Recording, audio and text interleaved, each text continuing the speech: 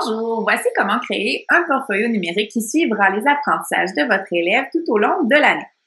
Alors d'abord, vous devez créer dans votre classe, dans la section travaux et devoirs, un thème.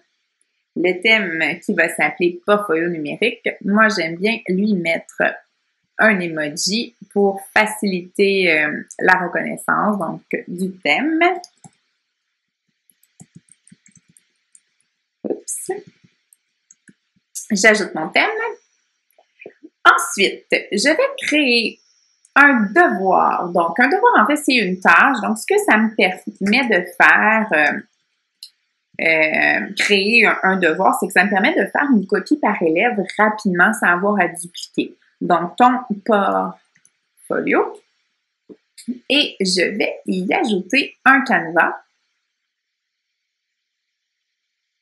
Le canevas, en fait, j'ai utilisé un modèle qui se trouvait sur le site Slidemania, que j'ai modifié, mais il est vierge. Ça pourrait être vraiment des pages blanches, donc un Google Slide qui est tout vierge, que l'élève va décorer, va ajouter des photos à sa guise.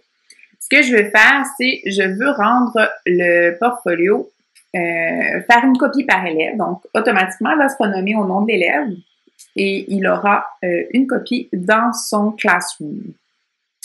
Pour, en fait, tous mes élèves, j'ai juste un élève dans ma classe, je ne vais pas mettre de notes. Est-ce que j'ajoute une date limite ou pas? En fait, si j'ai des élèves plus jeunes et que j'ai peur que mes élèves modifient leur portfolio, que je veux absolument que ce soit seulement moi qui ajoute les photos, ce que je vais faire, c'est que je vais y ajouter une date limite en date d'aujourd'hui, par exemple. Donc, le portfolio va devenir en lecture pour notre élève.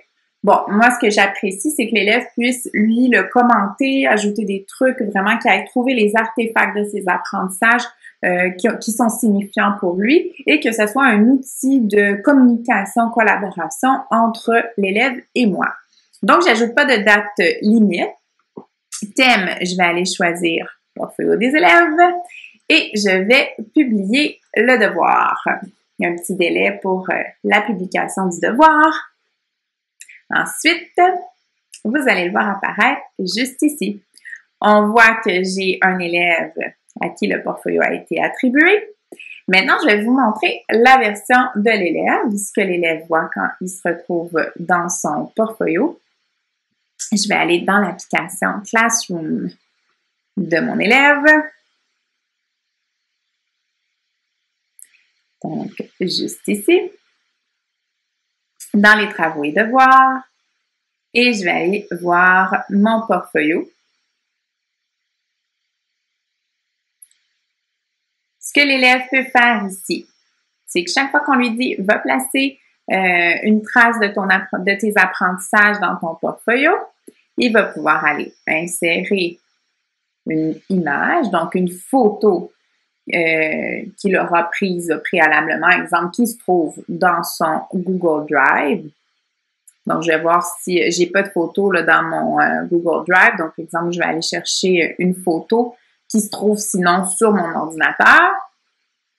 Donc, dans mes téléchargements, une photo de moi en train de travailler. Et l'élève pourrait redimensionner, pardonnez-moi, l'image, y ajouter du texte pour m'expliquer ce qu'il a compris de sa tâche. Ce qui est intéressant, c'est que l'enseignant peut suivre au fur et à mesure ce que l'élève ajoute dans son portfolio. Donc, ici, on va aller dans le portfolio de notre élève. Juste ici. Et on pourra accéder à ce qu'il a fait, lui ajouter des commentaires privés, donner de la rétroaction.